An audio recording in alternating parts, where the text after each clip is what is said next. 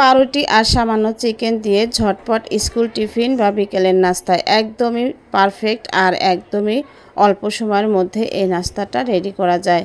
আর খুবই পছন্দ করে বাচ্চারা এটা খেতে। খুবই অল্প উপকরণ, ঘরে থাকা সামান্য কিছু উপকরণ দিয়ে কিন্তু আমি এই নাস্তাটা বানিয়েছি, অর্থাৎ এই টিফিনটা বানিয়েছি। দেখেন দেখতে কিন্তু কতটা সুন্দর হয়েছে, এটা খেতেও কিন্তু অসম্ভব মজা। তো আমি একটা ভেঙে আপনাদের সাথে শেয়ার করছি, তাহলে দেখেই বুঝতে পারবেন যে এটা আসলে কতটা লোভনীয়। তো চলুন আমরা রেসিপিটা শুরু করি। তো যারা আমার ভিডিওগুলো দেখেন তারা আমার চ্যানেলটা সাবস্ক্রাইব করে রাখবেন, যেন নিত্য নতুন আনকমন রেসিপি সবার আগে আপনি পেতে পারেন। এর জন্য অল বাটনটা ক্লিক করে রাখবেন। আর যদি লাইক দিতে ভুলে যান, একটা লাইক দিয়ে দিবেন। আমার রেসিপিগুলো যদি খুবই বেশি ভালো লাগে তাহলে একটা শেয়ার করে অন্যকে দেখার সুযোগ করে দিবেন। তো দেখতে পাচ্ছেন এখানে আমি যে কুচানো পেঁয়াজ আর কিন্তু কাঁচামরিচ দিয়েছি, আর এখানে আমি অল্প একটুখানি চিকেন ছিল সেটা দিয়েছি। আমি একটা আলু, বড় সাইজের আলু চিকন চিকন করে কেটে দিয়েছি। আর এখানে দিয়েছি হচ্ছে পাতাকপি। এই পাতাকপিটা আসলে বেগুনি কালার ছিল, তো ফ্রিজে রাখার কারণে কালারটা একটু চেঞ্জ হয়ে গেছে।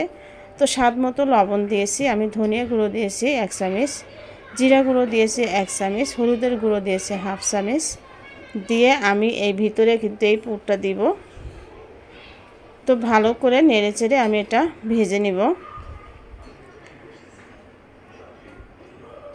তো দেখতে পাচ্ছেন ঘরে থাকা কিন্তু খুব সামান্য উপকরণ দিয়ে কিন্তু আমি এই নাস্তাটা বানিয়েছি। তো মোটামুটি আমার কিন্তু পুরটা সিদ্ধ হয়ে গেছে। তো এখন আমি কিছুটা ধনিয়া পাতা দিয়ে আর কিছু সময় নেড়ে চেড়ে এটা নামিয়ে নিব। আর ধনিয়া পাতা দিলে যে কোনো খাবারই কিন্তু টেস্ট বেশি হয়। আর যারা ধনিয়া পাতা খেতে পারেন না তারা একদমই দিবেন না। তো সয়া সস দিয়ে দিলাম আমি 1 টেবিল চামচের মতো দিয়ে। তো আসলে এই ব্রেডগুলো আমি কালকে নিয়ে আসছিল খাওয়ার জন্য, তো কিছুটা বেঁচে ছিল, তো ভাবলাম যে নাস্তাটা রেডি করে ফেলি। তো এখানে আমার 7 পিসের মতো ব্রেড আছে। তো এই ব্রেড আমি একটু বড় সাইজের ব্রেড, কিন্তু যেটা যে 100 টাকা পিস নেয় বড় সাইজেরটা, আর অর্ধেক নেয় হচ্ছে 50 টাকা। সেই 50 টাকার সাইজটাই কিন্তু এখানে। তো আমি ভালো করে যে বেলুনি দিয়ে কিন্তু বেলে নিচ্ছি। আর এই কাজটা অবশ্যই করবেন, না হলে কিন্তু এই রেসিপিটা বানাইতে গেলে সমস্যা হবে। তো এখন ভিতরে এই যে পুরটা আমি দিয়ে দিলাম, দিয়ে আমি আটা দিয়ে একটা আঠা তৈরি করে নিয়েছি পানি দিয়ে, সেটা চারপাশে দিয়ে যেভাবে মুখটা বন্ধ করে জাস্ট চাপ দিলেই কিন্তু এটা একদম আটকে যাবে। আর পাউরুটিটা অবশ্যই নরমাল ফ্রিজে রাখবেন না, তাহলে কিন্তু এটা হবে না, ভেঙে যাবে। যখনই আপনি ফ্রুট দিয়ে মুখটা আটকাতে যাবেন তখনই কিন্তু এটা ভেঙে যাবে। তো বাইরে থাকলেই ভালো হয় এবং টাটকা পাউরুটিটা হতে হবে। তো এভাবে কিন্তু আমি সবগুলো টিফিন রেডি করে নিলাম। দেখেন কতটা সুন্দর লাগছে। এখন আমি এটা ভাজবো। তো ভাজার আগে আমার একটা কাজ আছে, সেটা আমি আপনাদের সাথে শেয়ার করছি।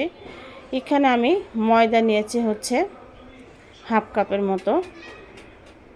মতো ময়দা নিয়ে নরমাল পানি দিয়ে আর একটু লবণ দিয়ে এই যে আমি একটু পাতলা ব্যাটার বানাচ্ছি।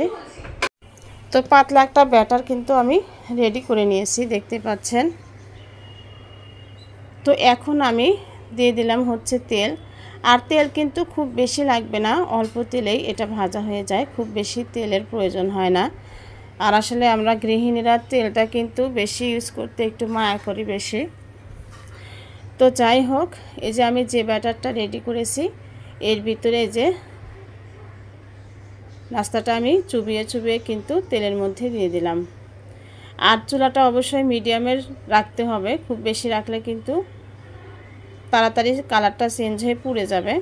তো একটু সময় নিয়ে, তো নিচে অংশটা হয়ে যাওয়ার পরে কিন্তু উল্টে দিবেন, না হলে উঠবে না, এর সাথে আটকে যাবে। যেহেতু পাতলা ব্যাটার দিয়ে কোট করা হয়েছে। তো এভাবে আমি এই যে উল্টে দিচ্ছি।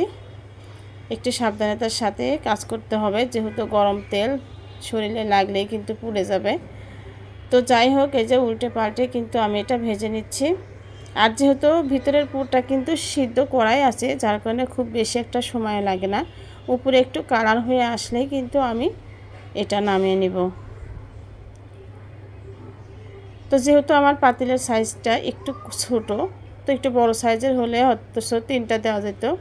তো আমি 2টো করেই কিন্তু ভেজে নিচ্ছি।